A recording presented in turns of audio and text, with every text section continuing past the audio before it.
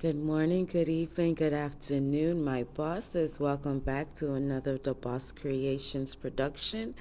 Today in the studio, we are going to be working on a order for a sweatshirt. Now, this is going to be a personalized sweatshirt with a picture on the front, which I am going to be using my favorite subliflock from Heat Transfer Warehouse, along with sublimation paper and ink. And then on the back, we are going to be putting the name and a number with a picture of a football in vinyl. So this is going to be a subliflock sublimation vinyl sweatshirt video.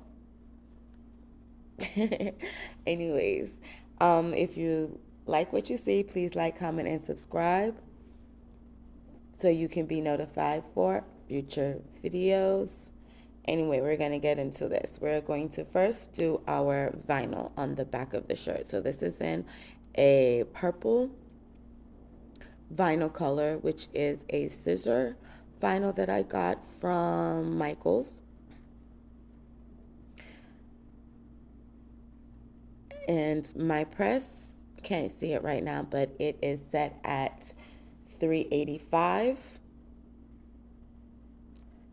And I'm doing this for 15 seconds.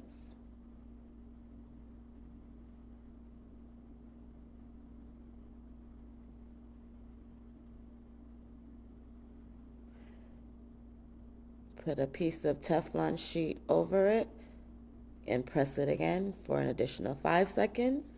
And now we're going to flip it over and we're going to move on to the most exciting part of this order. I love using subliflock. If you guys want to do anything on dark colored clothing, but you don't want to use vinyl, subliflock is your best bet. Heat Transfer Warehouse. If I can find the link, I will leave that down in the description box below. This is a sweatshirt, so I am doing multiple lint rolls just to make sure that it all comes, I get all the excess lint off of it. Now, everything in my videos are sped up ×2, so that's why everything is going fast. Okay, right now we're doing the subliflock. I have already cut out everything that I needed. I used my Cricut and InDesign Space. I am taking the back layering off of the subliflock, laying it down, measuring 3 inches from the top, making sure that it's straight, Teflon sheet on top, and I'm only going to press this for 5 seconds because I really just need it to stick, because the sublimation, which is going to be of the picture, I have an 8 Eco Tank 2620, and it's an 8.5 by 11 cut. So anything that I have to do bigger, I always do a split. I always split the image in 2 or 4 depending on the size. And this size right here, I believe it's a 9.5. No, it's 9 inches because this is a small sweatshirt. Tape it down. Butcher paper. I got this pack of butcher paper from Hobby Lobby. I believe it was $5.99. And it's a sheet of, I believe it was 15 sheets in there. They were having a sale on Cricut items, and I got that on sale, on clearance. Now look how that looks. That is amazing. I love the way that came out. The way the picture was blurred out at the edges, so it kind of looks like it's blended into the fabric. I just love it. So now we're just gonna pack up everything, do a extra lint roll on the top, make sure everything. But first, I have to brand. I brand everything that I put out. Everything always has my brand, just in case someone forgets where they got it from. Boom. the Bawse Creations. Look at your tag. You will see lint roll, the area that I'm going to be putting my logo on. Okay, now this is a very, you guys know what sweatshirts are. So in order for me to get my logo the way I wanted it on the shirt, I did a print and cut on printable vinyl. That is basically how I did that. Vinyl wouldn't have been able to stick to the inside part of the shirt because of the wool type texture. And by the time they washed it the first time, it probably would have been off. So I said, okay, let's try this printable vinyl. So I printed out my logo on a blue background because that is my teal background. That is my logo color. And I just pressed it in there and it seems to stick very well. So now we're going to tag it with a hang tag. And now we're going to pack it on up.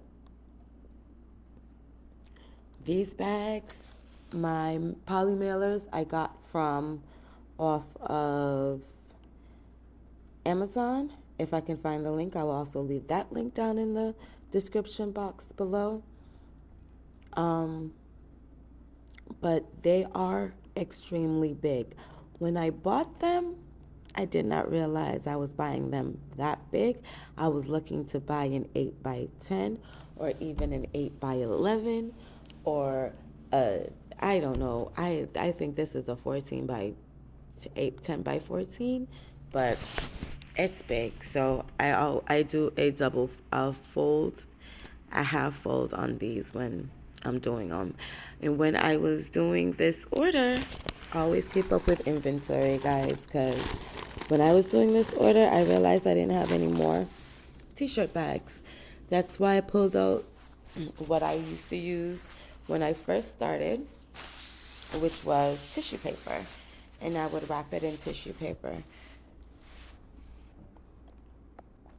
Like I said earlier, do a little an extra lint roll. Make sure everything is off and gone. Fold it nicely.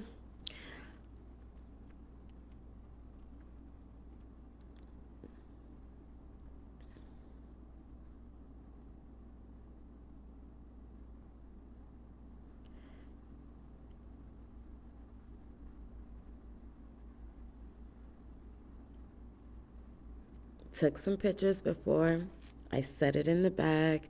This is how the back looks. That's how the front looked. Now we're ready to go.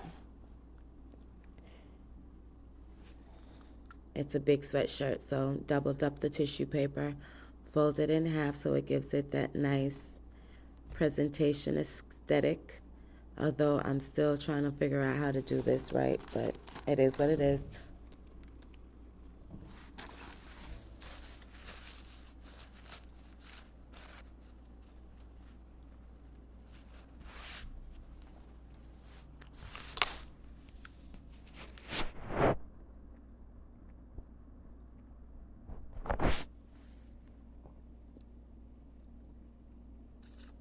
Fold over.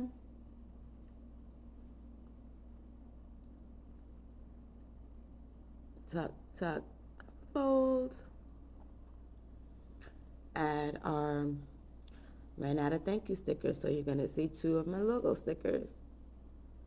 I have a couple different logo stickers, but these are the ones that I sometimes use to package in orders.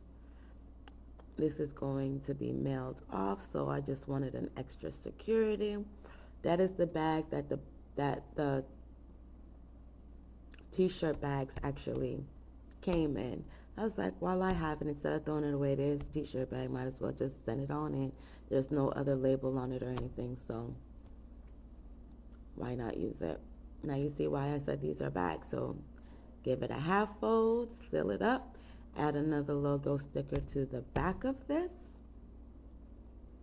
Once I weigh it,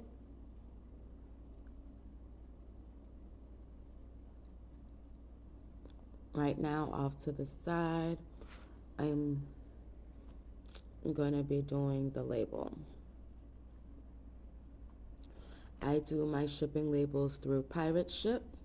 They are the cheapest ones that I have found so far because they give you a whole lot of different options between where I am, which is USPS and UPS. And I've gotten also another carrier company, but I can't remember off the top of my head what carrier company it was. But USPS was my best option, shortest time to get to where I needed to go. So now just typing in the measurements, the weight,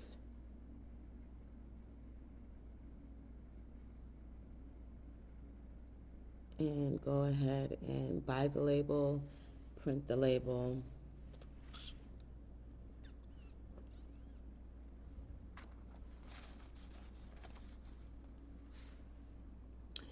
I'm trying to find a shipping label through all of my paperwork, add it to the printer.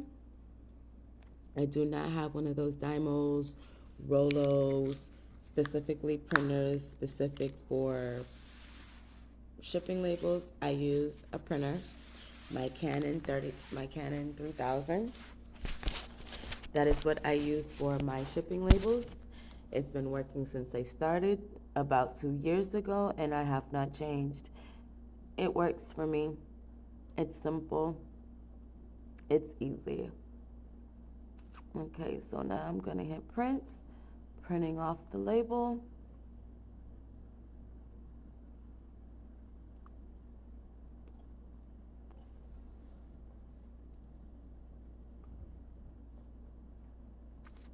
Done.